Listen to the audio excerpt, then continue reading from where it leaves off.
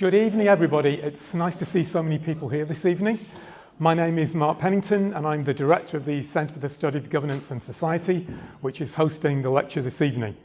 The event is part of our ongoing series on the political economy of knowledge and ignorance, sponsored by the John Templeton Foundation. A central theme we've been exploring in the series is the limits of expertise in conditions of complex causation. This is a problem that pervades multiple areas of decision-making and governance, from public health to climate change governance and macroeconomic management. It also raises important philosophical questions about who should be authorized to take decisions in contexts where causality is unclear and where we may not know where expertise resides. Should we allow ourselves to be governed by experts, or should we see those who profess to have the necessary expertise as a paternalistic threat to both individual and democratic freedom of maneuver? One area where these debates continue to play out is in the context of development economics, that field of economic analysis that seeks to identify the causes and consequences of the wealth of nations. I'm delighted that we have with us this evening one of the world's foremost contributors to debates on the nature of expertise in development theory and its relationship to human freedom. Professor William Easterly is Professor of Economics at New York University, where he also co-directs the NYU Development Research Institute. He is the author of 3 books: The Elusive Quest for Growth, Economists' Adventures and Misadventures in the Tropics, 2001, The White Man's Burden, 2006, and my personal favorite, The Tyranny of Experts, Economists, Dictators, and the Forgotten Rights of the Poor, 2014. In an age when university administrations are obsessed with rankings of various kinds, I should also point out that William has been listed by Foreign Policy magazine twice as among the top-rated global intellectuals, and by Thomson Reuters as one of the most highly cited social scientists. I think the most important ranking of all, though, is that William is now considered, I understand, to be the 11th most famous individual to hail from Bowling Green, Ohio. So on that note, please welcome Professor William Easterly to speak to us on Paternalists versus Liberals in Economic Development, 1776 to 2023.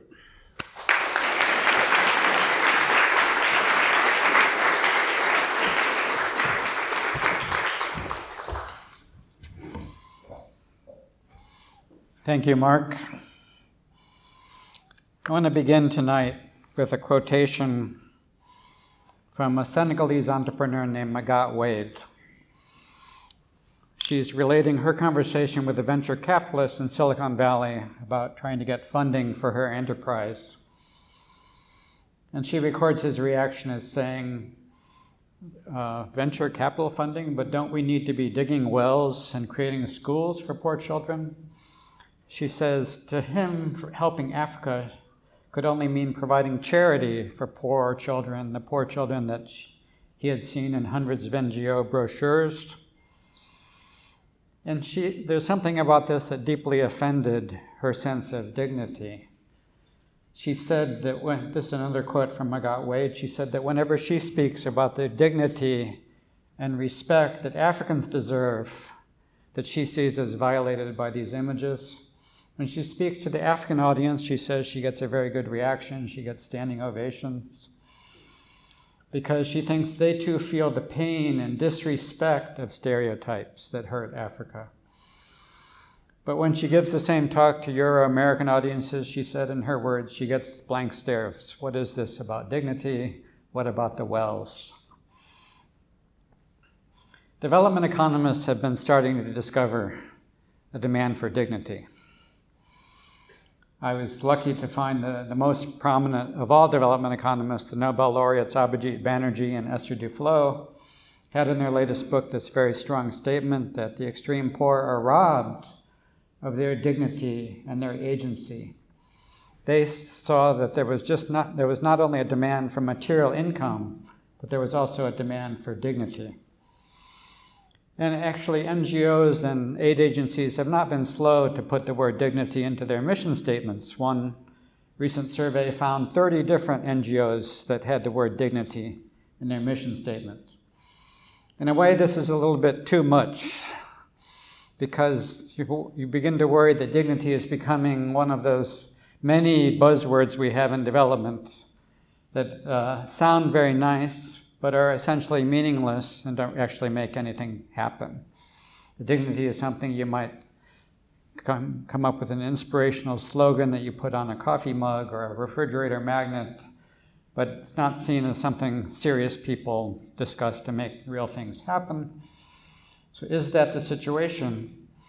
Well, the situation is not that at all. The situation is that dignity, the demand for dignity, has been at the heart of political and economic battles for the last 2 centuries.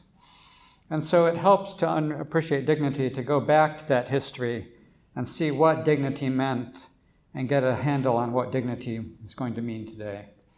So we're going to go back deep into colonial history.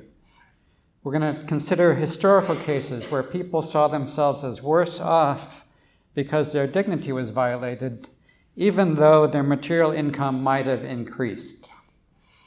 So we're looking for prominent counterexamples to the idea that material income is always and everywhere a sufficient condition for human well-being, for human welfare. Now, it's also can be kind of dangerous to talk about these extreme historical examples. We don't want them to be used as a club to beat somebody over the head in some current development debate. We don't want it to automatically tarnish today's development efforts. But we will learn a lot by going through this history. Let's start even way before 1776 with an Englishman named John Winthrop in 1629. John Winthrop was the first governor of the Massachusetts Bay Colony, which was settling Massachusetts in New England, United States. He was advertising his colony to potential settlers and investors in England, and he gave a development rationale for his colony. He said the reason we're going there is to develop the land, because he thought God had not intended this whole continent that was so fruitful and convenient for the use of man to just lie waste without any improvement, which was his view of what was happening with the local inhabitants, that what he called savage people were enclosing no land, they had not settled, they didn't have any settled habitations, they didn't have any cattle to improve the land by. So Winthrop thought that this gave his settlers a sort of development right of conquest. By conquering the land, they would be advancing the cause of global economic development by bringing undeveloped land into development. This idea of the development right of conquest was going to recur over and over again throughout the remaining history of colonialism as one of the main justifications for colonialism. But Winthrop also said that he thought the Indians would benefit from this whole process of development. Even though they were giving up a lot of their land to the English, he thought they would learn to improve the part of the land that they had left so much that they would benefit on balance. This knowledge transfer, he said, will yield them more benefit than all that land which we have from them. He thought that this sort of land for development deal was a good deal for the Indians. They were going to get so much development for giving up most of their land. He even had a sort of primitive version of a brochure, like an NGO brochure, circa 1629, showing an inhabitant of Massachusetts, not a real inhabitant, probably a fictional inhabitant, with a bubble out of his mouth saying, "Come over and help us." He portrayed the Indians in Massachusetts actually inviting the English to come save them. So did this actually work in the usual terms of development economics? So in development economics, we talk about, did this work? Did it raise per capita GDP? Did it reduce material poverty? Well, as we all know, certainly material GDP per capita did increase dramatically in what is now the United States ever since the settlement of the Massachusetts Bay Colony. That's the blue line that shoots up over the centuries to record such a large increase that we have to put it in a logarithmic scale on the vertical axis, that income increases by a factor of 32 or 64 or some very large number over the centuries. What about the per capita income for Indians?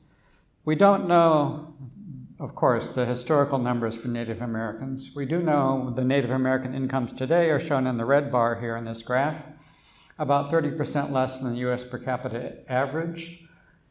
But if we think the Indian incomes in the 1600s were of the same order as those of the average in what is now the United States, then certainly there was also a dramatic increase in Indian incomes also over this period, in Native American incomes. So this is our first test. Does this mean that in fact Indians were better off or benefiting from the development process that John Winthrop had promised at the beginning? Well, of course, we could look into some very specific case studies of some of the tribes that existed at the time that Winthrop settlers arrived. And one of these, the Pequot tribe, the English quickly went to war with soon after their arrival. The Pequot tribe did not seem that happy about the land for a development deal. They were resisting English settlement in the Connecticut Valley.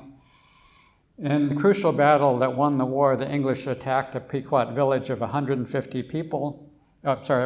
people that included 150 women and children, massacred everyone except for 5 survivors, sold into slavery. The other survivors of the Pequots gave the other Pequots to other Indians and wiped out the name Pequot altogether. So we're safe in saying that in this case, agency was not a buzzword. The loss of agency was brutally, tragically realistic for the Pequots. So we are grappling already with the puzzle of how do we define development, and a puzzle that we're still grappling with very much today. Defining development as increased per capita income, it certainly does work well in many cases. Certainly reductions in material poverty, that often is a great indicator of really positive things going on. But how do we take into account human rights violations that happen in the name of development? This sort of reluctance to engage this topic leaves us with a kind of technocratic illusion that we think we can reduce development to a set of technological and scientific actions that are just transferring stuff and technologies to alleviate material poverty without having a debate on the values that might be involved in a definition of development, such as precisely the dignity and the rights of the poor. This development debate among the Indians kept going on for the next several centuries after Winthrop. In 1825, a young Cherokee preacher named David Brown talked about Indian development, and he seemed to be portraying it as a success. He said the Cherokees were producing Indian corn, cotton, tobacco, wheat, oats, indigo, sweet and Irish potatoes, apple and peach orchards. Industry and commercial enterprises are extending themselves everywhere. Sounds like development is a success, but not quite. Brown says actually Indians had not consented to the whole land for development deal. He said in his words, Indians have been driven from their lawful possessions by the usurpers of their dominions. He said that a silent indignation rises within me at the savage procedure of the Europeans. Were the Indians actually better off after all of this? David Brown said no. Better it would have been had the natives never seen even the shadow of a white man. And as Brown was talking, he was part of a very large debate going on, which included some liberal thinkers, liberal reformers. I wish I had time to tell you all of the complex and fascinating characters involved in this debate. There was a courageous woman named Lydia Mariah Brown, was advocating both rights for women, rights for Indians, abolition of slavery. There's missionaries that are involved in arguing against Indian removal. But in the end, all of them were unsuccessful in this moral debate on Indian removal, and the Indians were compelled at the point of a gun to give up their lands in the southern United States and move west of the Mississippi, what is now known as the Trail of Tears in the 1830s for the Cherokees and other southern Indian tribes. And David Brown had simply wanted not development as measured only by the material indicators, he simply wanted reciprocal recognition of their rights to the land. He said, would the Georgians have agreed to exchange their land for other land that they did not want near the Rocky Mountains? No, obviously no. So why should the Cherokees not be granted the same rights? This reciprocal claim to equal rights is the heart of liberalism. So Brown was part of a liberal tradition that was trying to solve the puzzle of defining development. The answer will sort of evolve over the centuries to be something like this, that you have a right to consent to your own progress, to not have someone else define what is progress for you. So we see right away the problem of paternalism and consent. And I will define the liberals in this talk precisely as those who emphasize consent. They will see that developers should be constrained by the consent of those that they're claiming to be developing. Now, what's important about this, and also very uncomfortable about this is not a scientific debate. If you start talking about morals, people will say you're not being scientific, and they're right. It's not a scientific debate. This is normative economics, not positive economics. It's not a scientific debate on what works to end poverty.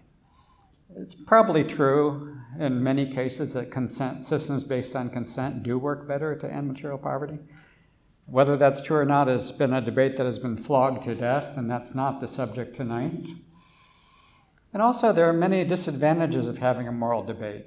It makes people very uncomfortable for many good reasons. People feel very uncomfortable when some moralistic, self-righteous person calls their opponents, that their opponents are not being morally ethical, not being ethical enough, not being moral enough. And there's no good way of resolving those debates. But the bad news is we already are stuck with that debate anyway, because the assumption that material poverty and material income was the only goal of development was already a moral assumption. And as we have already begun to see, it's a moral assumption that leads to some unpalatable consequences. Now, trying to find some liberal economists who can illustrate some of these, trying to identify those liberal economists who have some of these views, we can sort of start right at the top with Adam Smith in The Wealth of Nations in 1776. Adam Smith is not very well appreciated as a critic of colonial empire. That's not very well known about Adam Smith. And maybe he could have spoke out even more than he did. But if you go to The Wealth of Nations, there's some amazingly strong statements condemning European conquest of the rest of the world. One of these quotes refers to the savage injustice of the Europeans in conquest and settlement of the Americas and of other parts of the world. He said it had been ruinous and destructive to these unfortunate countries.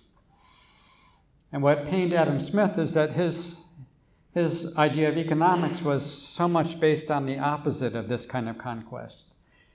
His idea of economics was based on exchange, on trade. There could have been a set of exchanges, he lamented, about what could have happened between the Europeans and the Americas. These exchanges would have proved advantageous to both sides. It would have naturally have proved as advantageous to the new continents as it certainly did to the old continent. So Smith was talking about things in terms of exchange, and we know about a lot about his idea of exchange, his moral idea of what are the morals that underlie the idea of exchange, because he talked quite a lot about it in The Wealth of Nations. First of all, consent is very much a part of the idea of exchange. Any bargain, any proposed exchange is always, give me that which I want, and you shall have this which you want. That's consent. Both sides consent to the exchange. If they don't consent, it's not really an exchange. And second, some idea of self-determination. In this case, individual self-determination, that every person, every man, is first and principally recommended to his own care. And what's so crucial right now is he says it is fit and right that it should be so. He didn't say this is great because it will reduce material poverty. He said it is right that it should be so.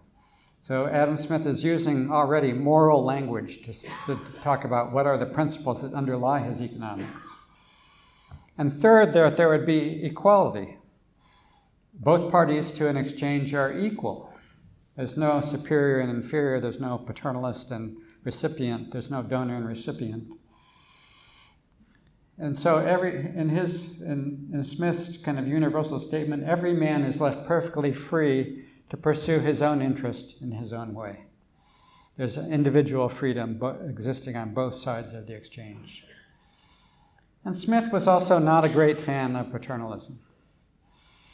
He said, we development experts, we are eager to promote the happiness of our fellow creatures, but we lacked any immediate sense or feeling of what they either suffer or enjoy. And of course, what's so relevant in this case is that it's not only that we don't know well enough what their material desires are, we also don't know well enough what their other non-material desires are, such as the demand for dignity. And he also kind of set out this insult, which I kind of take personally as a development economist. The man of system is apt to be very wise in his own conceit. Scratch a development economist and you'll find someone who's very wise in his own conceit. The word his is not accidental here. So the problem with paternalists for Adam Smith is that there's both bad incentives and inadequate knowledge. There's inadequate knowledge because the paternalist doesn't know well enough what the other individual wants. There's bad incentives because the paternalistic expert is unconstrained. They can do anything they want. They're not constrained by the consent of those they are trying to benefit. And at the end of all this, Adam Smith had a remarkable prophecy, which is also very, very little appreciated in the usual discussions of Adam Smith, and which tells us how much he really saw all of this as applying to all the nations of the world. He thought someday the inhabitants of all the different quarters of the world will arrive at some equality. And this equality would overthrow the injustice of independent nations. And nations would be thrown into some sort of respect for the rights of one another. And precisely the way this would happen, he thought, would involve likely an extensive commerce from all countries to all countries. So this is the sort of liberal vision set out at the very beginning of economics by Adam Smith, a vision of consent, self-determination, and equality. But there was a big split already in the 18th century Enlightenment at the time that Adam Smith was writing. There were many paternalistic philosophers writing about how they thought progress should be achieved. And the big difference between them and the liberals like Adam Smith is, again, I can't emphasize it enough, is just simply about coercion versus consent. And about what we've already talked about as the West's development right of conquest versus the liberals' idea of self-determination and equality of rights. Now, I wish it were quite so simple as to just say the paternalists are always bad guys, the liberals are always the good guys, paternalism and coercion are always wrong. But it's not quite so simple, because paternalists that resort to coercion, well, that happens in every society. There's no society that doesn't have some coercion. And so coercion is usually thought to be justified for cases involving the provision of public goods, the need to provide law and order, the need to collect taxes to finance public goods and law and order, all of those things. We can talk a lot about that. The deeper point here, so yes, there is some degree of coercion and paternalism that's going to exist.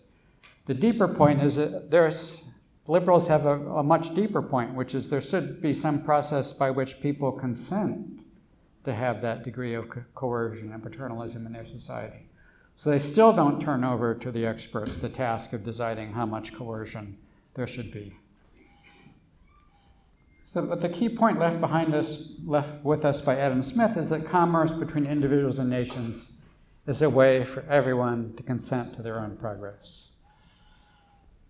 applying these principles, the classical liberal thinkers on development, and especially in the first generation, going roughly from Adam Smith to John Stuart Mill in the middle of the 19th century, were going to play a key role in the debates that we've already discussed, the debate on Indian removal, along with other episodes of what we would today call ethnic cleansing, the debates on abolition of the British slave trade and then the abolition of American slavery, and later more debates on other forms of forced labor during colonial times, and colonialism in general.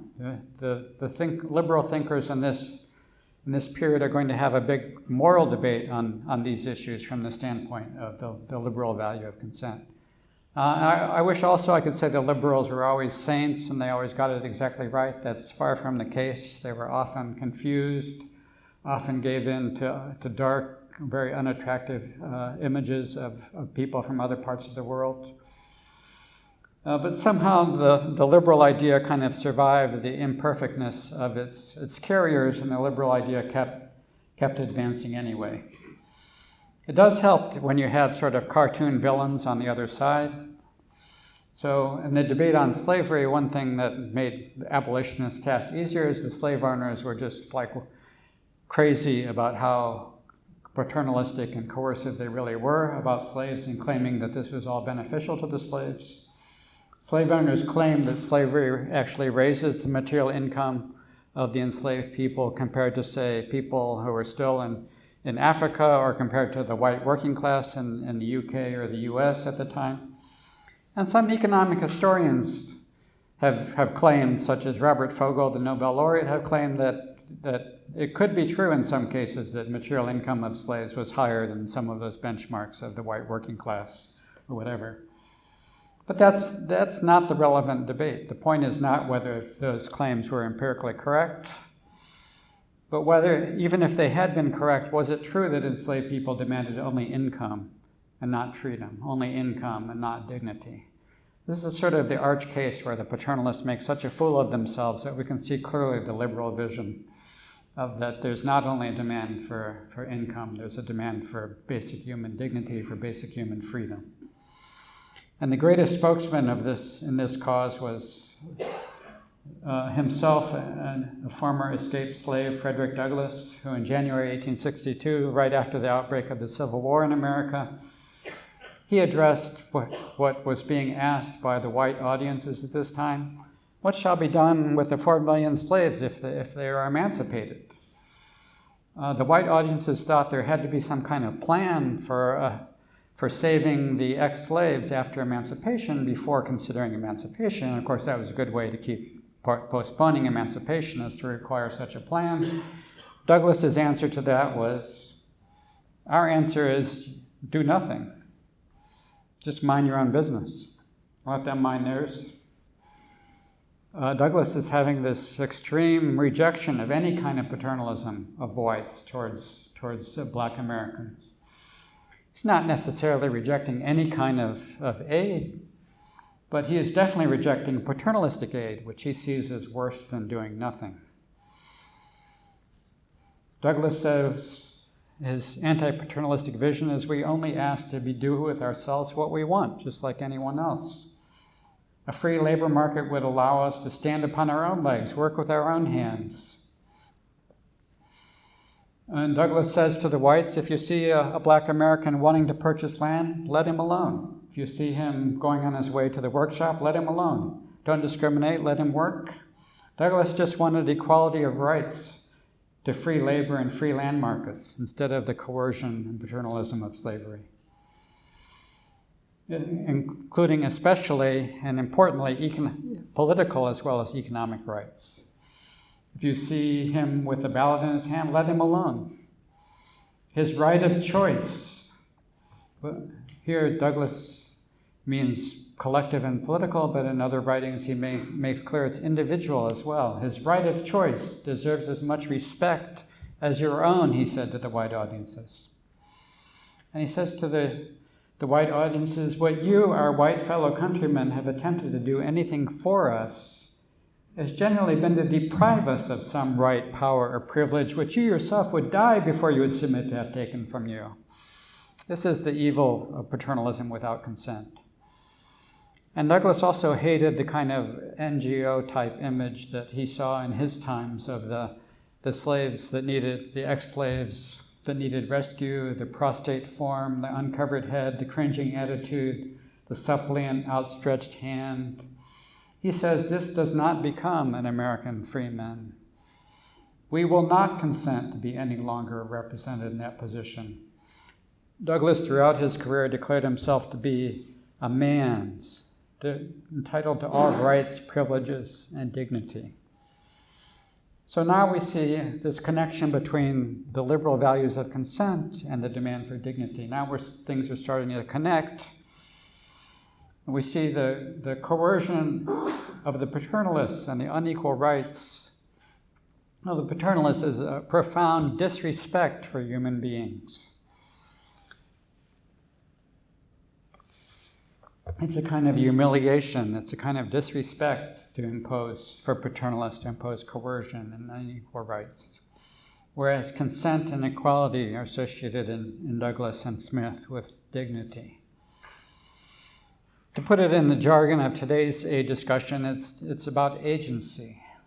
Humans have a demand for agency, not just to have a better outcome, but as a good thing in and of itself. And that this demand for agency does not discriminate on who should get the agency. It doesn't say some people in this group should get the agency and other people in that other group don't get the agency.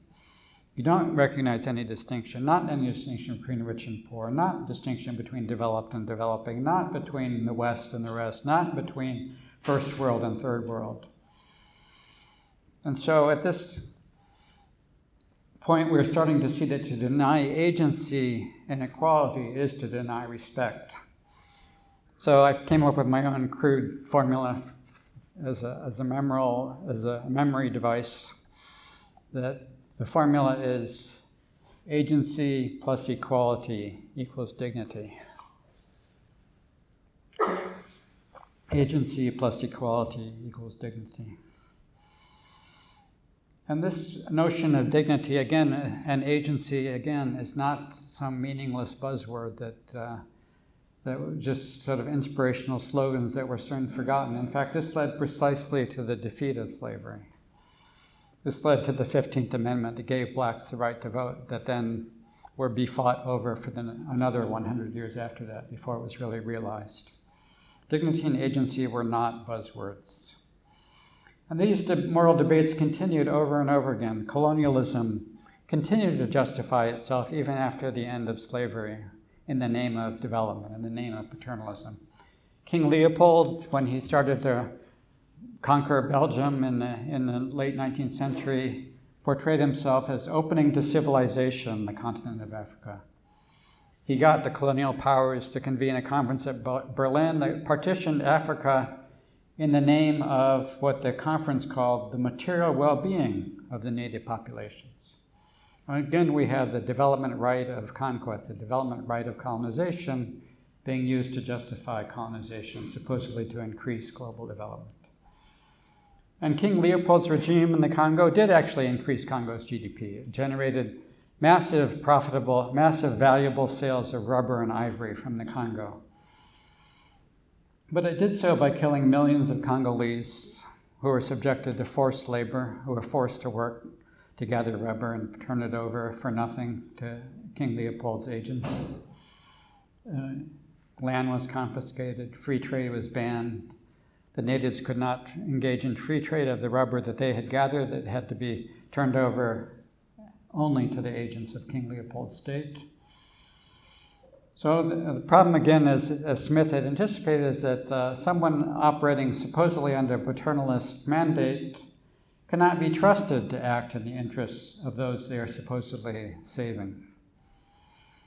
And one of the big human rights movements of this era was called the Congo Reform Association, that campaigned against these brutal abuses in King Leopold's Congo, and eventually actually succeeded in terminating some of the worst abuses, but not really eliminating the process of forced labor, much less the process of colonialization.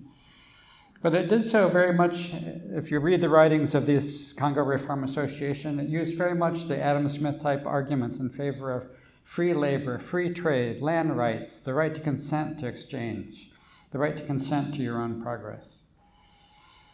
These development justifications for colonialism kept continuing even as colonialism was surging around the world in the late 19th century and early 20th century. The Versailles Treaty after World War I in 1919 set up actually a new colonial regime for the ex-German colonies that were confiscated in the war. And colonialism in these colonies, as it had been in all the other colonies, was justified as supposedly needed by peoples who were not yet able, according to the words of the Versailles Treaty, to stand by themselves under the strenuous conditions of the modern world. And the Versailles Treaty claimed that the well-being and development of such peoples was a sacred trust of civilization, which was going to be implemented by colonial powers, and so colonialism kept expanding.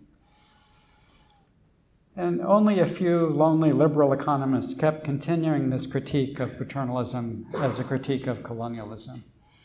The free market-oriented economist Ludwig von Mises, who's seen as a founder of what is today seen as libertarian economics or Austrian economics, in 1927 was criticizing colonialism as in the name of criticizing paternalism, that no one has a right to thrust himself into the affairs of others in order to further their interest, pretend that he's acting selflessly only in the interest of others. And so Mises said the final goal must be the complete liberation of the colonies from the despotic rule under which they live today. And in the end, this kind of critique, along with a lot of non-liberal critiques of colonialism, was successful. The victory over colonialism happened in part because of the embrace of some of these liberal values, such as stated in the Universal Declaration of Human Rights in 1948 as colonialism began to fall apart, that all human beings are born free and equal in dignity and rights.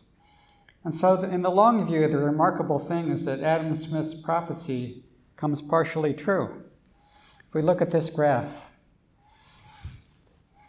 you can see a bunch of lines that represent either coercion or consent, either conquest or commerce.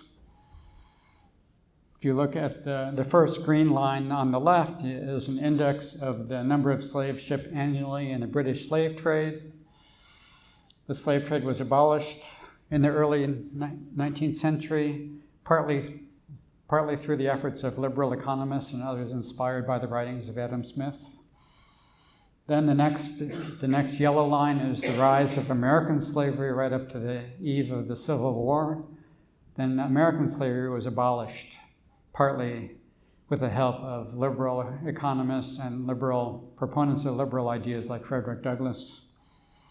Then colonialism, the blue line, the share of territories in Asia and Africa that were colonized, continued to rise after the end of slavery.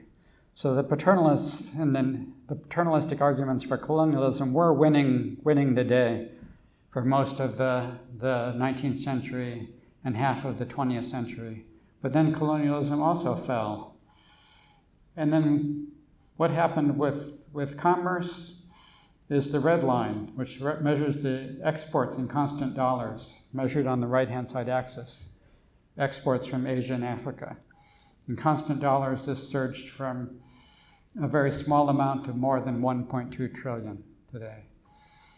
And so, what does this tell us? It just tells us that the main interactions between the West and the rest used to indeed be based on coercion. And now most of the interactions between the West and the rest are much more based on consent. It doesn't automatically say that trade brought some kind of utopia. It just points out that there was this long battle between were things going to be based on coercion or consent? Was it going to be conquest or commerce? And eventually the forces of conquest, not entirely, but partially lost, and the forces of commerce and consent won.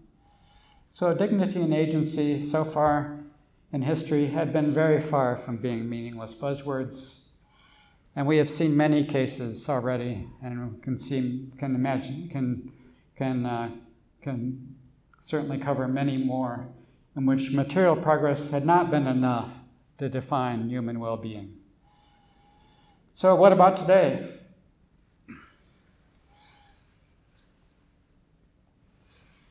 Are the developers of today constrained by the consent of those to be developed? Certainly much more so than during colonial times. So the worst forms of coercion and conquest and colonialism have mostly gone.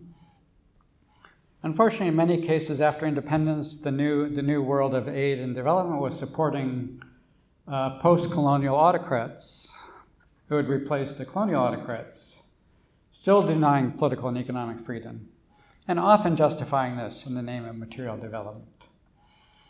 And second, the development world still concentrated overwhelmingly only on material poverty and not on the rights of the poor. So there's very good reasons for concentrating on material poverty. Among other things, the progress on material poverty has largely been a great success. This is a big graph that measures poverty rates in various regions, from 1820 to the present. Most of those regions, poverty measured as the share of people on less than $5 a day, is very large, close to 100% in the early 19th century. And then in different phases, whether in Western Europe or in overseas settlements by Europeans or in Asia, Africa, and Latin America, the poverty rates start to go down and have gone down a lot. And this is one of the remarkable achievements of economic development. And I think this should be celebrated, and correctly is celebrated, because it's not that only dignity matters. Of course, material poverty matters also. It matters a lot. So this is a major achievement. But it's not such a great achievement if that's the only concentration of the development world on material income, for the reasons that we've seen from the historical cases.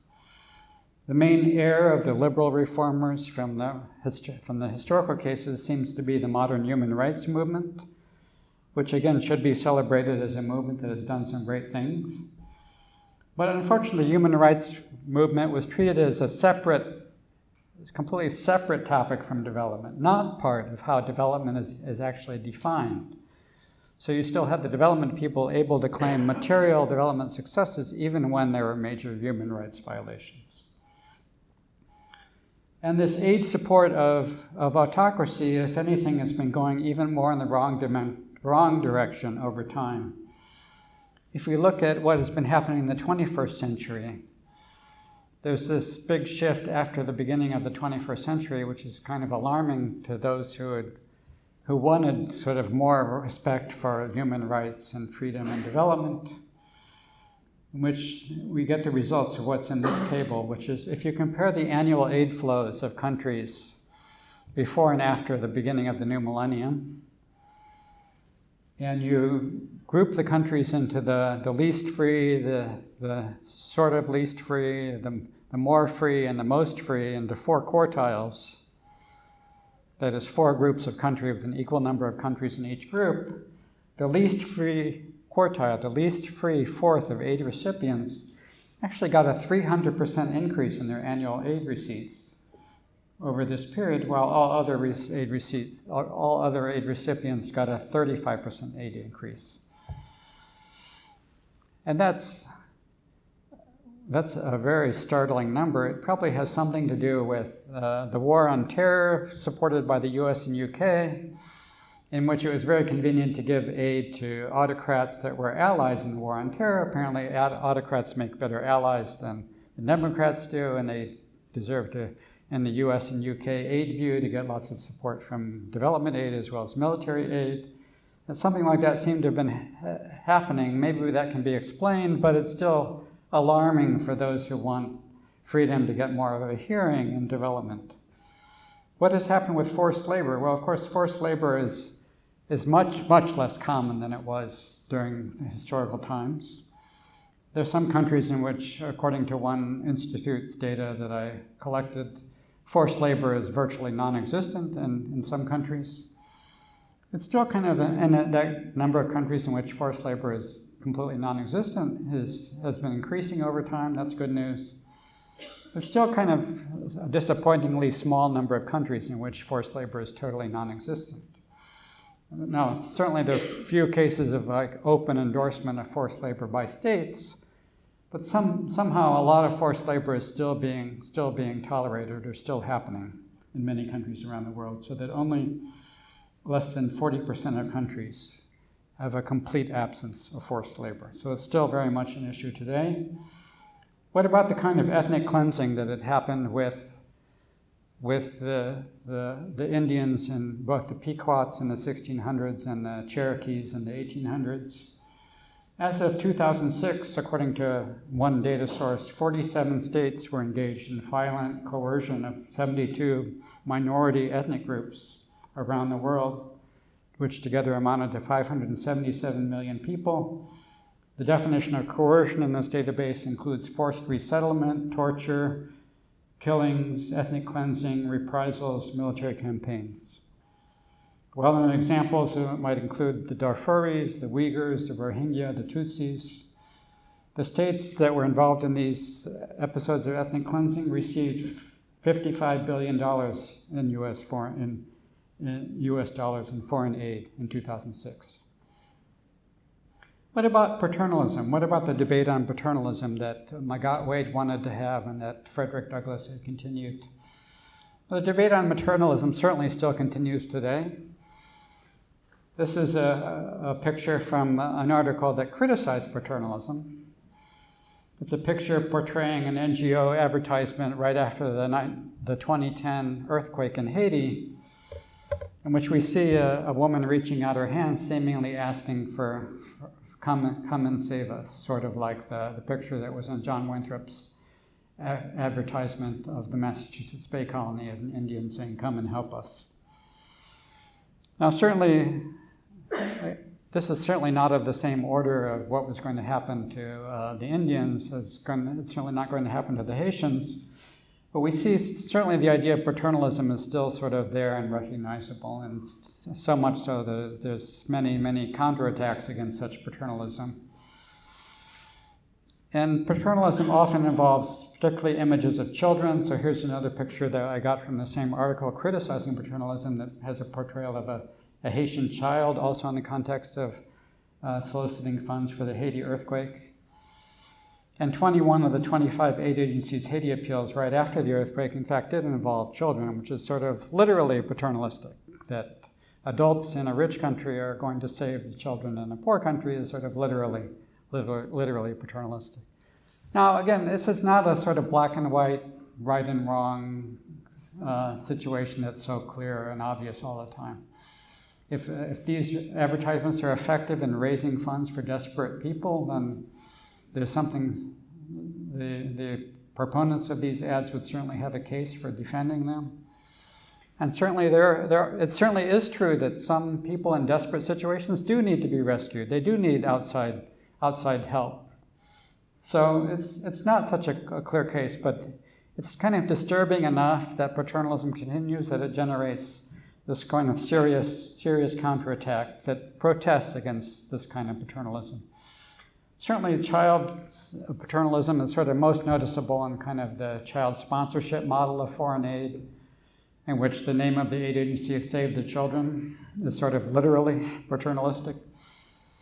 The good news is this model is actually a lot less common today, so there has been progress over time in sort of criticizing these kind of images and kind of fighting against this kind of paternalism. In fact, even this Save the Children ad itself on today's website, I actually had to dig for it. I was actually curious, does Save the Children still have some of these kind of ads? Well, it wasn't that obvious on the home page. I had to do some digging to find the child sponsorship option to Save the Children to sponsor a child.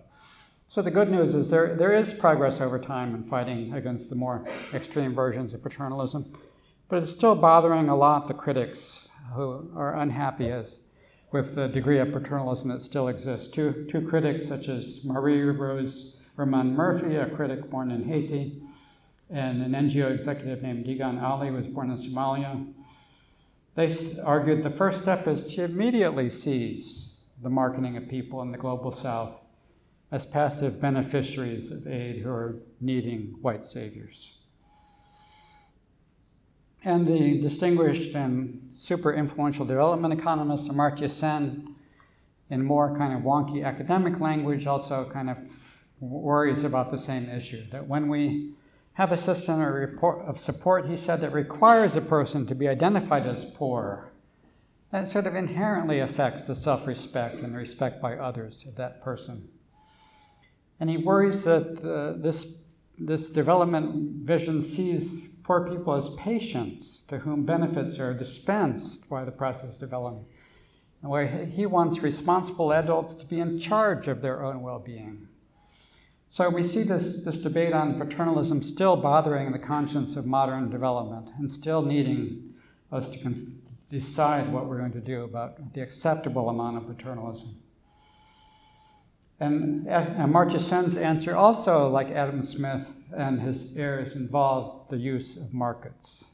Not as a perfect answer, but as a way to appreciate to give a full appreciation of the full role of the market mechanism. Amartya Sen is not saying if you morally object to paternalism and you value freedom as an end to itself, you automatically should favor laissez-faire economics. Amartya Sen did not go to that position. He just said, just understand that markets have a role beyond just the usual efficiency things that economists like to talk about. They have a role that involves the value of freedoms as an alternative, thinking only about the value of income and wealth. The markets make possible this mutually consensual process of exchange, which makes possible consent and freedom on both sides. We could think maybe at this point, there's just some trade-off between material poverty as a goal and dignity as a goal.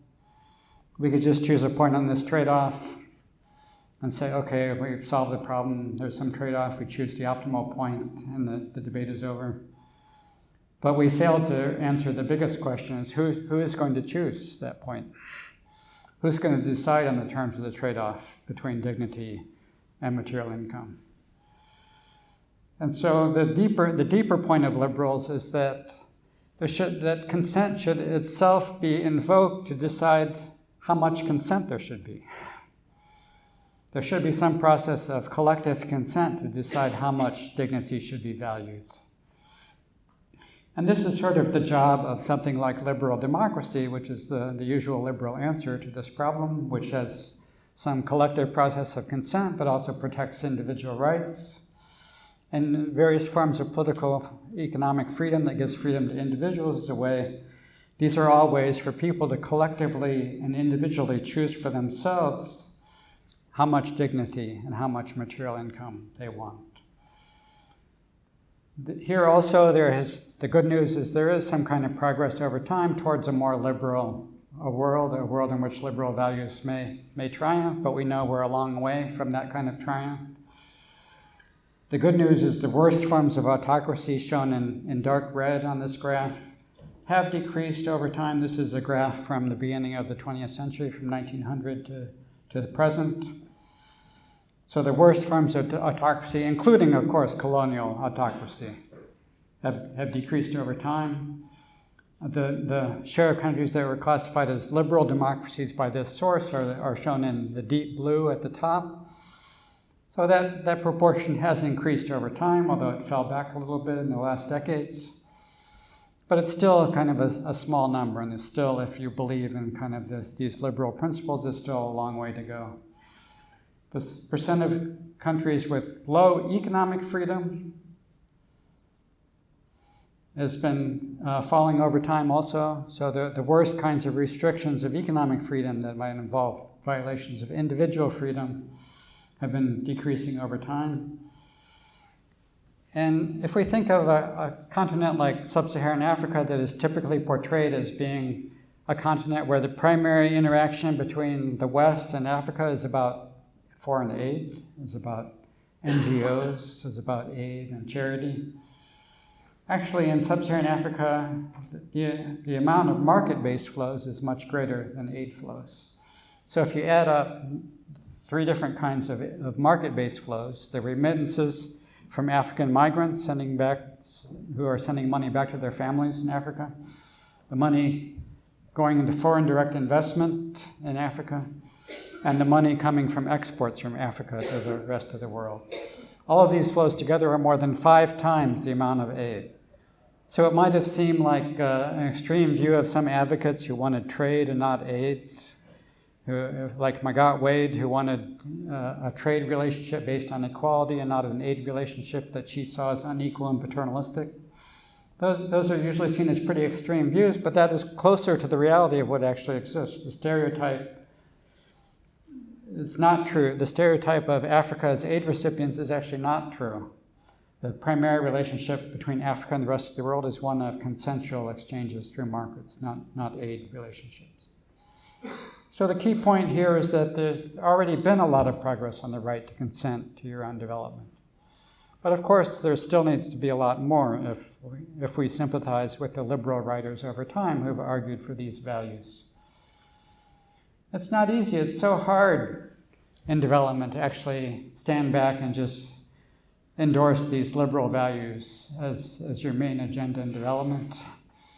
It's so hard to do that because, first of all, frankly, most of us do not have a very good appreciation for the demand for dignity and rights that other people have. John Stuart Mill said, an uneducated mind is almost incapable of clearly conceiving the rights of others. He got that wrong, I think. In my experience, it's even more true of the educated minds, that they have a hard time of conceiving of the rights of others. And for reasons that we've already talked about, the moral debates are really not that welcome in either aid or academia. We'd much rather do positive economics rather than normative economics. The accomplishments are not going to be as tangible. You can't point to the number of wells that were dug.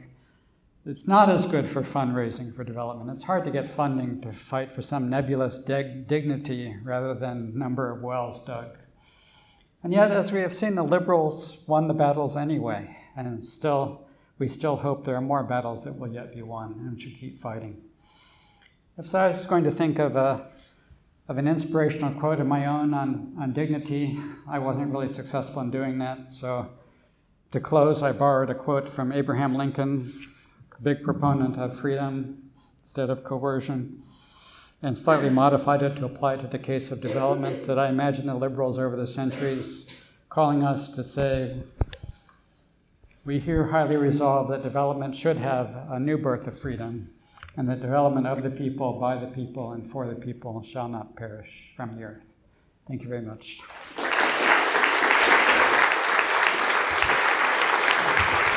Thank you very much.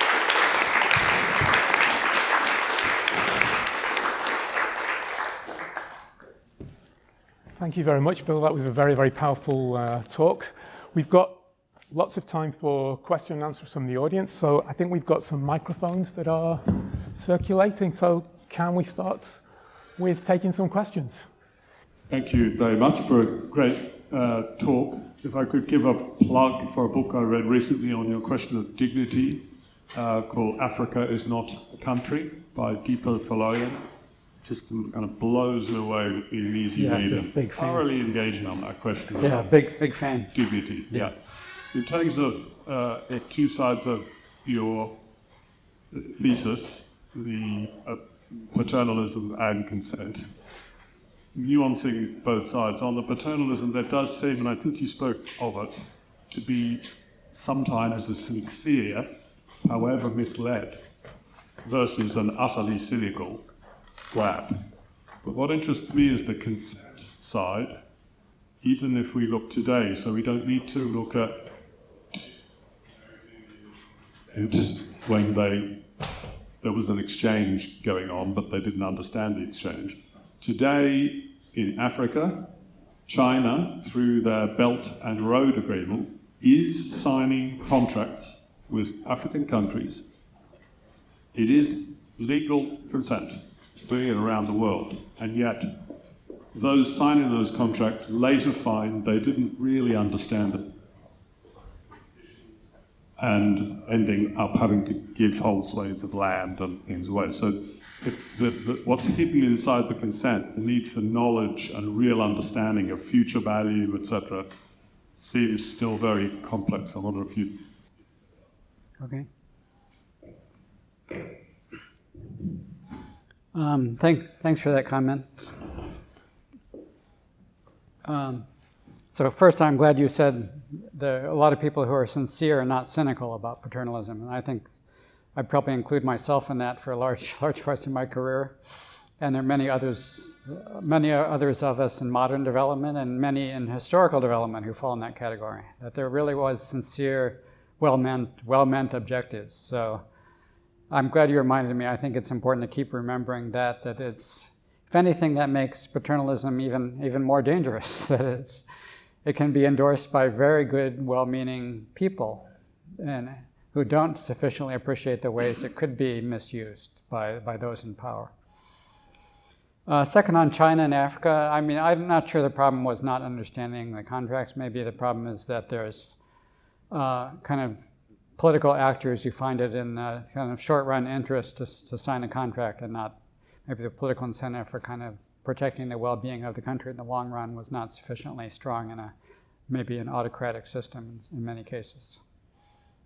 Thank you. That was really, really interesting. And I think this ties in with the previous question a little bit, but I'm really interested to know what you think of institutions like the IMF or the World Bank very heavily insisting on the liberalization of markets, which the population doesn't necessarily have a veto in. Is that, in a weird way, another form of paternalism? Thank you. Yes. Thank you. We like short, sharp answers. I mean, this is like a big paradox for the liberal that has actually been a paradox throughout the history of liberalism. Like, are you willing to endorse some kind of coercion to impose the values that you, the liberal, want to see?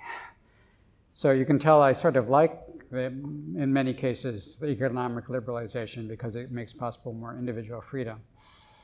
But imposing that on another country without some kind of collective political consent is another kind of coercion that usually misfires and does not respect the autonomy and agency of, in a collective sense, of another people.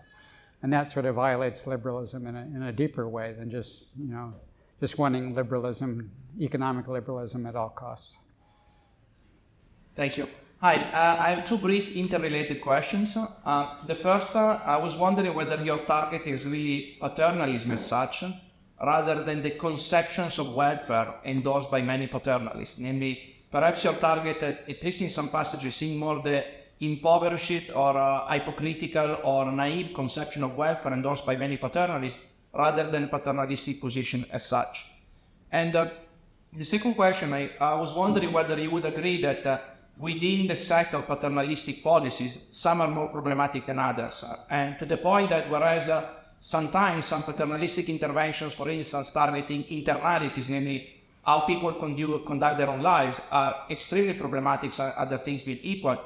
Other forms of paternalistic intervention targeting externalities might not only be non-negative, actually might be desirable in some respects.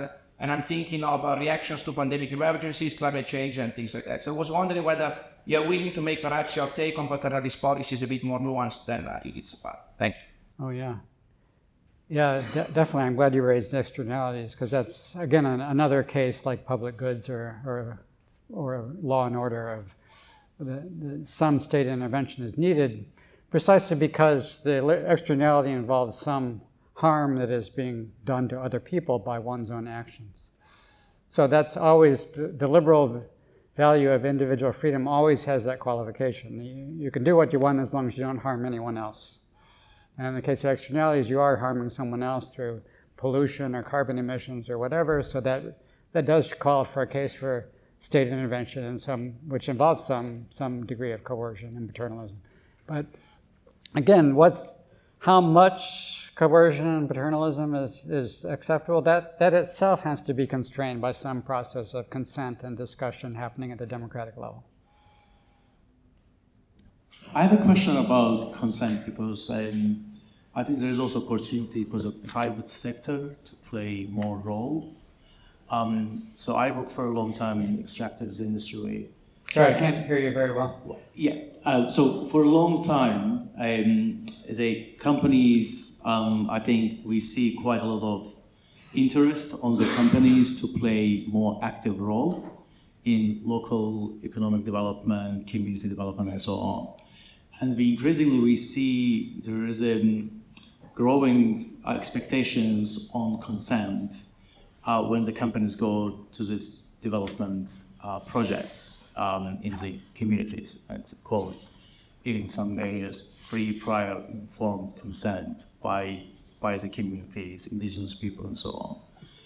Do you see there is a risk that, we see that, private companies also ending up being paternalistic in terms of approaching these, development challenges just because there is so much pressure now on them? Or actually there is an opportunity to shift the approach and really create more space where there's a dialogue and voice for communities to determine what their needs are and how they can support them? Thank you. Yeah, that's a great question. I think your question touches on a bigger issue, which is it's often a lot easier to define what is coercion than to define what is consent, or to even think of a process by which consent would happen. So I think of the contribution of the sort of liberal proponents of consent over history has been just to identify. Sorry, my iPhone just went off for some mysterious reason. I think the proponents of liberal consent usually are concentrating on identifying kind of the worst forms of coercion that are unacceptable, and that's the way they sort of make progress. And the messy process of consent is sort of, gradually evolves through the usual democratic messiness that is always involved in any kind of democracy. So for companies operating in poor countries, it's like, did you take farmers' land at gunpoint, or did you collude in having the government come in and take farmers' land at gunpoint to give to you to turn into a forestry project, which is something that did actually happen in Uganda for a private company financed by the World Bank IFC. That we can identify and say that's what should not happen. It's a little messier to get to kind of like the full-blown, wonderful answer on a universal society of consent. It's a lot easier usually to point to the worst forms of coercion. Bill, do you mind if I ask you a little bit on that? So you mentioned a few times in the talk about the importance of collective consent and individual consent. It seems to me the term collective consent is quite problematic in the sense that many times collectives, even through democratic processes, may decide to take away other people's right to consent. And this is a permanent challenge that faces any kind of liberal society.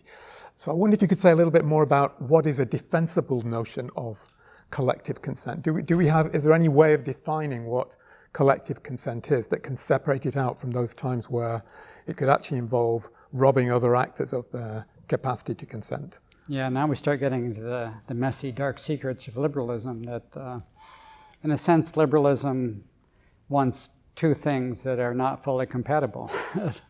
That collective and individual consent are in some sense not fully compatible. And that's part of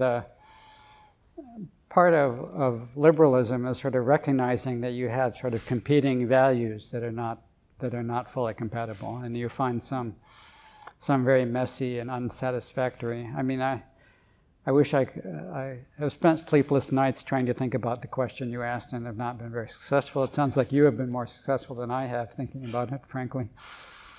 It just says, would there be any other alternative? If you say, well, collective democracy is not doing a very good job because the majority might oppress others, well, then you say, well, the liberals try to argue the majority should try to constrain itself, that it can oppress individual rights, and that's a kind of partial answer. Then what if the majority doesn't want to do that? What should you do? Do you parachute in some colonial power who try to solve that problem, which is what some liberals have been tempted to agree to? No, that doesn't seem like a good answer. So you don't have a final, there's no sort of scriptures of liberalism that tell you what to do to reconcile these competing goals of collective self-determination and individual self-determination. these are both good things, and all the liberal can kind of lamely say is, trying to achieve one, don't do too much horrible damage to the other. And it's not an answer to violate one in order to achieve the other. You want some sort of messy respect for both. You want the colonizers to respect collective national self-determination. You want your World Bank and IMF people to respect some kind of national self-determination. But you want to persuade the national self-determiners not to impose violence and do horrible things to individuals either. So you're fighting on two fronts for these goals that are frankly not very compatible with each other. Thank you very much, Professor, for your talk. You mentioned that elevation of poetry and acquisition of dignity are two components of development in the way you define it. And the acquisition of dignity happens through consent. So I suppose paternalists can come back to you with a critique of your position, saying that the most pure parts of the world are those which lack institutions for giving the consent. So we at least save the other part. We at least elevate poetry. If there are two things which you can achieve to achieve development, we at least will focus on the one because we cannot get the other. So what will be your response to this? Yeah, that's a great comment. I've been hearing that comment for many, many years, actually, and you're following in a very honorable tradition of very smart and impassioned people who have made an argument very much like that. What do we know about dignity? Let's concentrate on something we do know about, which is, digging the wells to get clean water. The problem with that is if that's really your moral position on development, how does that kind of limit the developers from doing horrible things to poor people in the name of development, which is happening all the time with, we're not talking about a world in which there's some tiny human rights violations going on at the fringes of development. There's human rights violations, there's continuing kind of quasi-imperialistic actions of the Western powers still happening today. What does development have to say about that? Is it really going to say nothing? Is it really going to say anything is okay as long as it did increase material income, as long as it did reduce material poverty? Is development really going to stay silent about all that, and go along with having material poverty used as an objective to justify the bad things also? Or does development want to have something to say about that? I prefer the second answer, to have something to say rather than to just kind of hide behind the goal of poverty reduction. But frankly, most everyone I've ever talked to has agreed with you and not with me. So you're winning the argument. You and other people with similar views are winning the argument. So this view is apparently not very successful in convincing people, but we those of us who like the dignity rights view keep trying anyway. I wanted to know if you would say that paternalism without consent is wrong whenever it comes from the state, or are there some harmful measures such as enforcing seatbelts, where there has been empirical behavioral economic evidence that we humans are bound to make cognitive errors in reasoning? And how relevant is it to compare the value or harm in paternalism with the harms of colonialism to reform the ways policies should be made nowadays? And one more is if there's consent, then it is not really paternalism anymore, right? That's okay. it. Thank you. Great comment. So I'm glad you brought up behavioral economics. So the first thing to say is what you said. So obviously, compelling people to wear seatbelts is not the equivalent to King Leopold's Congo, right? That's something I was trying to warn about at the beginning. We should not use the extreme cases to kind of beat people over the head. The people who don't want to wear a seatbelt should not be using King Leopold's Congo as part of their argument. And yeah, the behavioral economics about how all of us are prone to do stupid things that are not really in our own self-interest.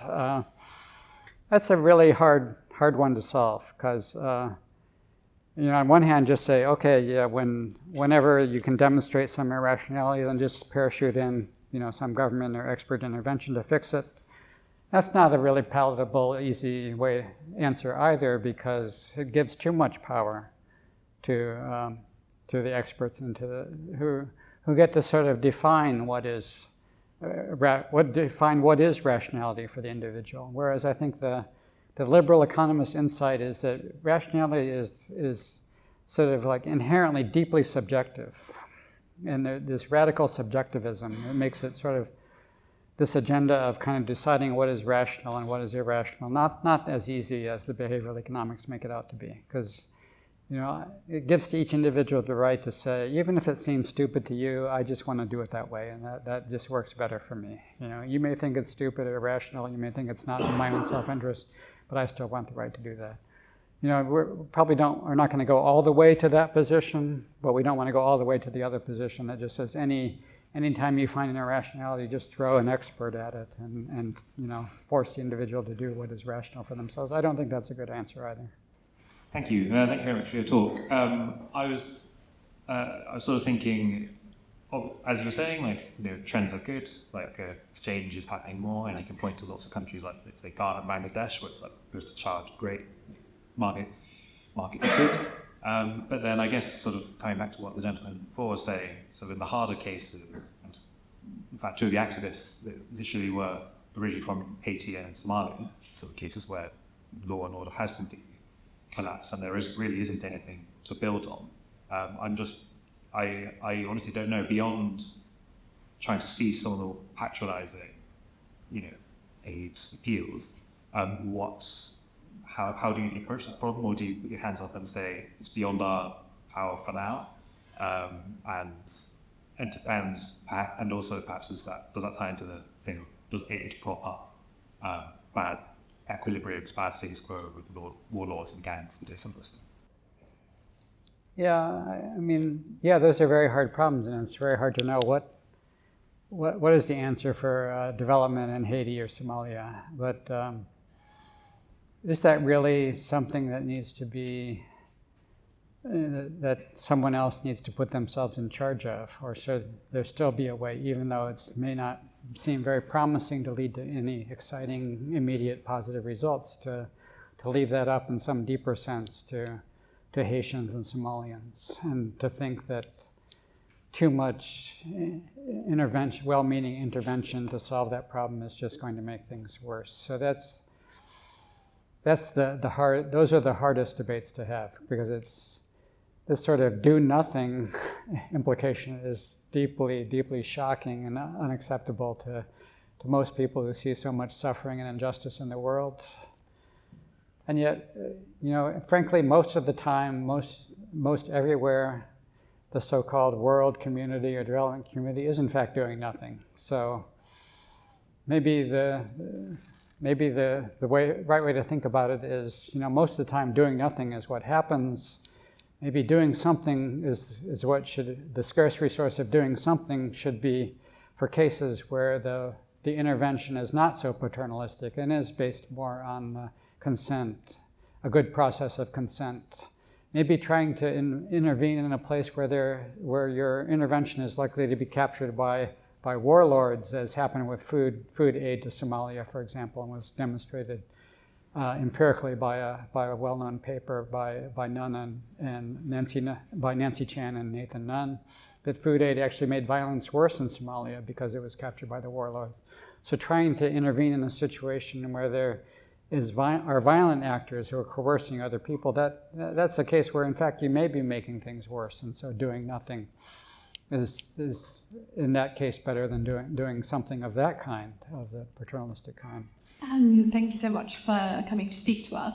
So I wanted to ask, in a world of rollbacks of freedom all across the globe, Eastern Europe and Central Asia come to mind, but also far beyond that, once consent-based development is sort of achieved and established, how easy do you think it is for it to be replaced with coercion-based development? So if we were to hypothetically achieve everyone has to consent, can we just sit back down and say world peace achieved, or is it a constant sort of battle for it to be maintained? Oh yeah, it's definitely a constant battle. So consent involves, most important of all, the local actors themselves. When you give the power to consent to them, then they become in charge.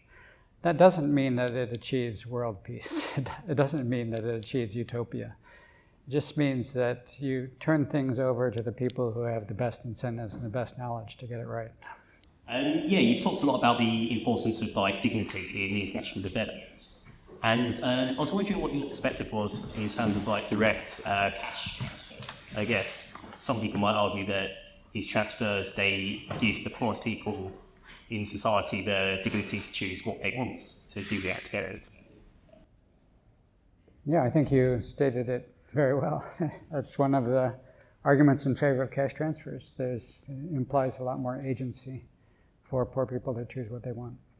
And I think that's another sign of sort of progress and development. It used to be thought of as just crazy to talk about cash transfers. I'm old enough to remember when that was just not on the table at all. It was just thought to be completely unacceptable that you would leave it up to poor people. And the fact that it's become more acceptable and seen as more beneficial, there's never any easy answer, but it seems to recognize more of a respect for agency, yes. Thank you. I really enjoyed this book. On your point about agency and self-determination, I was wondering if people, a state could truly act in its best interests if it's subject to, or if it's being rushed into economic liberalization, and that being done in the name of freedom of exchange.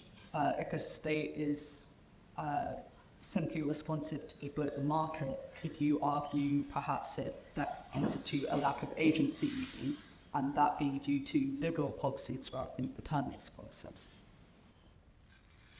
Yeah, I'm glad you raised that. I mean, we're back again to this point that Mark has raised also, this sort of kind of unresolvable tension between collective consent and individual consent.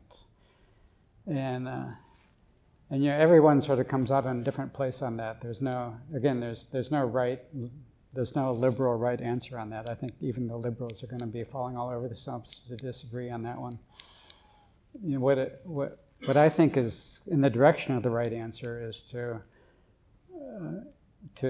sort of try to persuade states, societies, individuals, political actors, sort of voluntarily, through voluntary persuasion, to adopt those liberal economic principles that you or I might think would be beneficial to individual freedom in those societies, but not use any kind of collective coercion to impose those principles on another society. That also would be a violation of, that would also be a kind of coercion.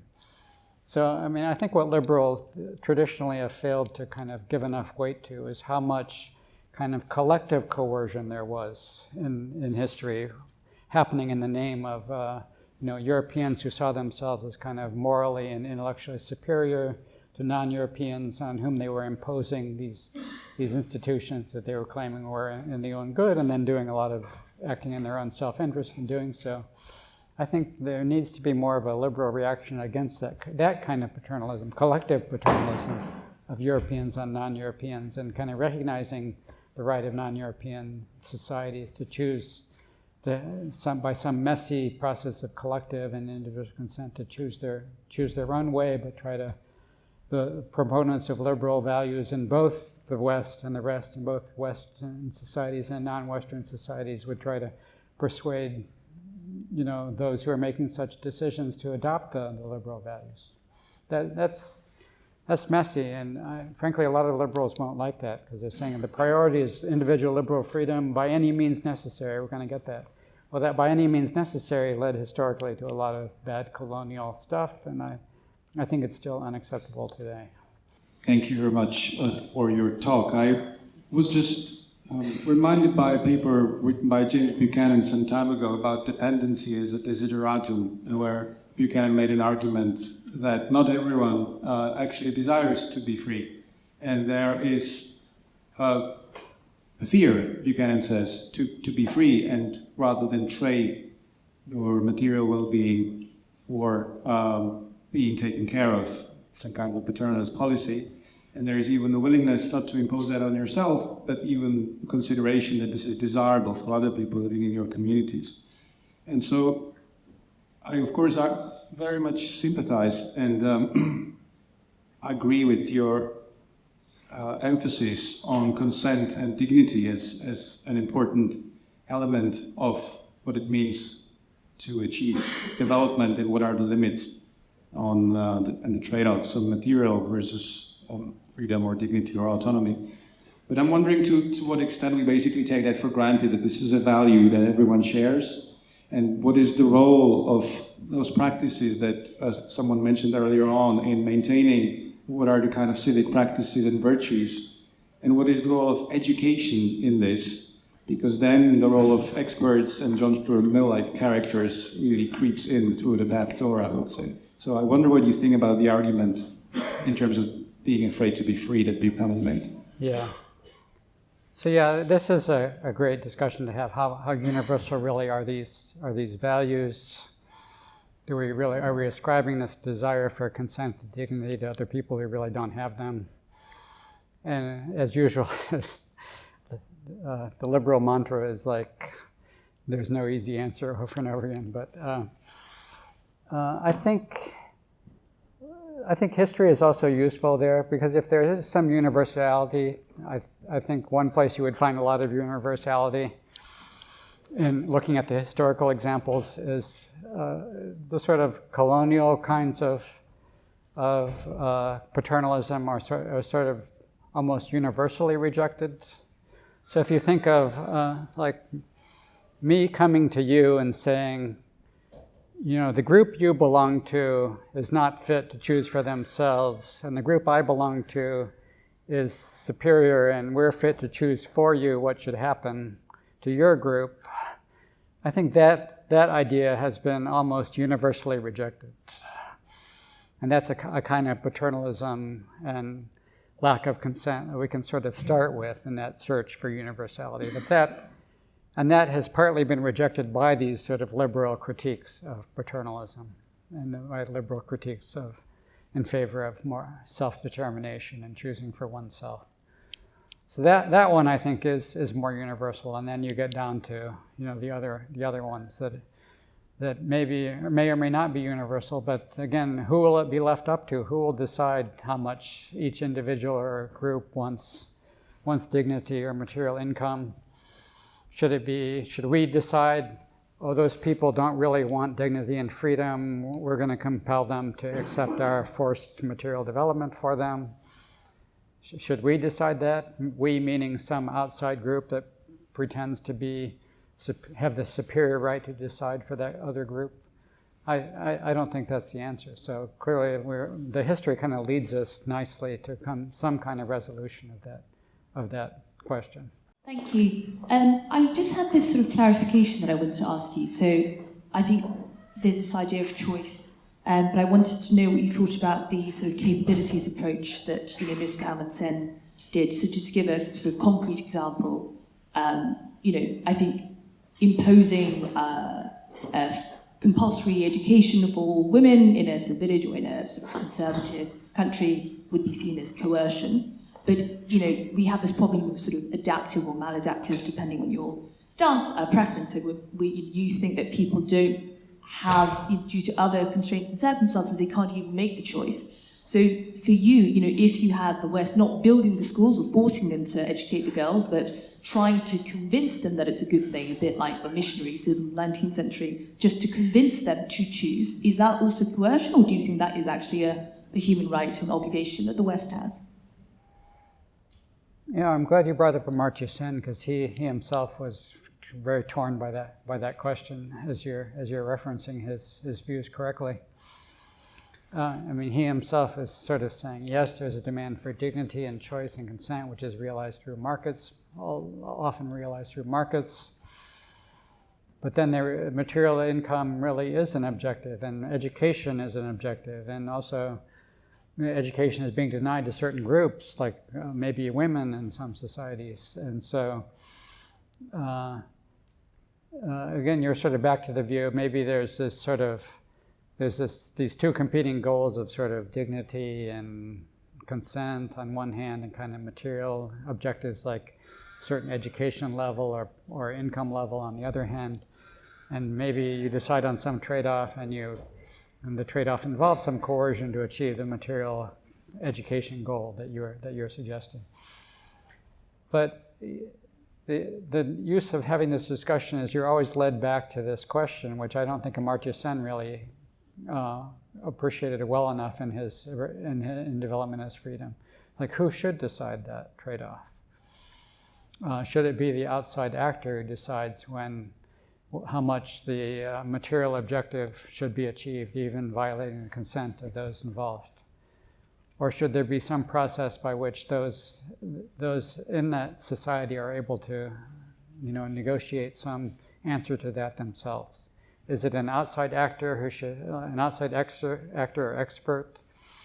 I mean, I think the liberal perspective is really this idea that there's sort of like some kind of deus ex machina, there's some sort of outside actor that can kind of reach in and kind of get the right solution. But that's a mirage. That's not really, that's a fantasy. There is no outside actor. There's always, the outside actors have their own agendas, their own power, their own harms that they might do if given too much power. You want them to be constrained. You can't just have some kind of neutral philosophical case for coercion. The coercion involves giving some outside actors some power. How much power do you want to give them? How much power should they have? Those are the hard questions that I think don't get answered by thinking about it too much in a sort of scientific, objective way of how much education, how much material income. Hi, thank you. I was wondering if it could be argued that it's less of an issue with paternalism and more of an issue with people abusing their power, because in certain cases, I don't think it's really realistic to want either paternalism or liberalism, and there has to be some sort of balance, and there definitely are situations in which either is better. Also, I was wondering if it could be argued that if it weren't for paternalism, then these arguments or more liberal things wouldn't have arisen in the first place. That it's only because of paternalism in the past that these people have even gotten to a point where they can raise such arguments. Actually.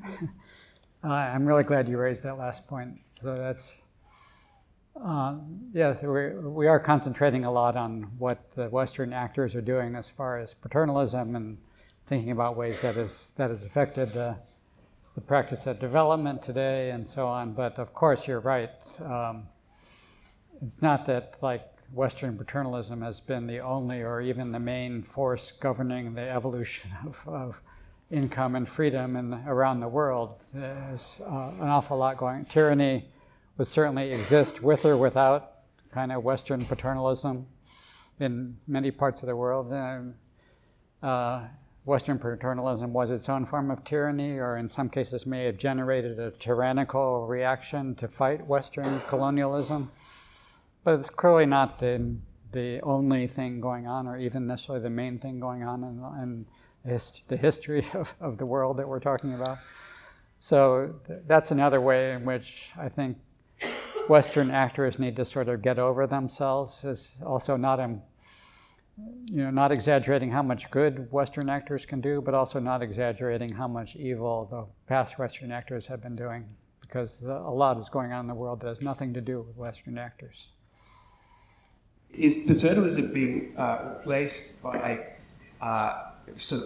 financial markets and talent markets and venture capital markets and say VC tech organizations choosing their jurisdiction, and surrounding that is a lot of forward thinking about growth premium, progress premium, and risk factors, looking decades ahead to really quite controversial subjective narratives of how to think about the risks of different emerging markets with potentially challenging governance.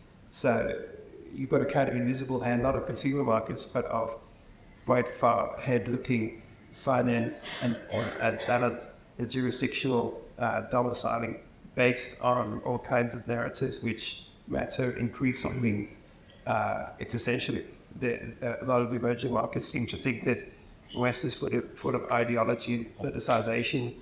Maybe that's just the adjudicating factor in markets that have to look so far ahead and to allocate these very big risk capital around the world, talent moving around the world, tech and venture capital type organization choosing where to move to. It's a free market, but it's heavily informed, and you can say kind of biased interpretation of future narratives. Nobody knows the future, but we all try to guess it the decades ahead. Every group's trying to do that. So these narratives we're debating could make the deciding factor, perhaps. It's not really paternalism, it's a free market in forward-looking narratives. No. That question stumps me. So are you saying financial markets are causing harm by doing this, or is it a good thing that they're doing this? Do we have some evaluation of what they're doing? Yeah, is that a kind of substitute for, it's not any kind of coercion or imposition of paternalism, but it's a kind of combination of all the money and all the talent and all the organizations making their different choices of the future decades based on all these perceived risks and governance narratives. Sounds a bit complicated, but that's what a lot of these debates are pointing towards. And developed countries focus a lot on this, and emerging markets perhaps underplay these kind of narratives. They're not important.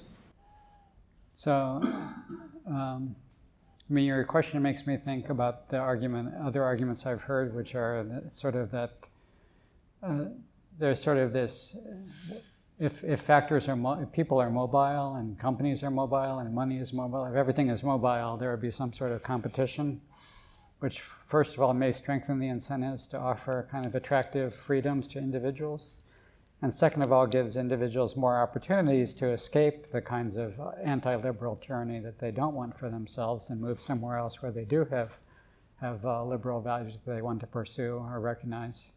And so that process seems to involve some possibilities for benevolent escape that will both decrease the incentives for kind of the worst violations of individual freedoms and dignity, and also give exit options for those who want to escape that.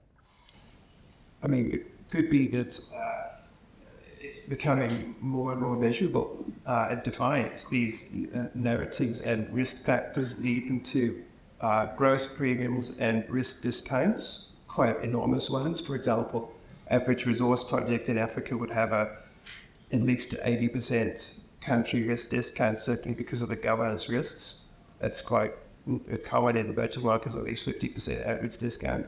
And when they figure that out, which perhaps they're not thinking about these emerging markets, maybe they might reconsider some of their governance and sort of lack of free debates, because they may think it's sufficient on the ground, but it might be really hurting themselves in terms of the discounts on their asset resource budgets that would just touch, because the necessary market discounts have to be applied. It's actually not that subjective, but it's a market choice of how much discount periods apply, but there is a kind of market indices. Well, I think the financial markets are just doing descriptive economics. How likely is there to be a punitive tax on foreign investment in this country? And so I don't. They're pricing not just future tax, but they're pricing corruption. Correct. Corruption could be 1/3 of Indian GDP, could be 3/4 of African GDP. It's really quite astonishing. And that's why these country risk discounts can be mind-boggling, but just still fairly measurable nowadays. Results of all these things we're debating. It's not that complicated. Okay, thanks. Okay, well, we're at 8 o'clock. We've done an hour and 3/4. I think that's more than enough of an outing for the audience and for Bill. I'd like to thank you all for coming this evening, for some fantastic questions. If you're interested, on Thursday of this week, we've got another excellent speaker, Joel Mokia, who's going to be speaking on Great Divergence or Great Reversal, the two paths to the 20th century. But for now, all I'd like to do is to thank William Easterly for a truly fantastic and stimulating talk. Thank you so much for coming to speak to us. Thank you very much. Thank you.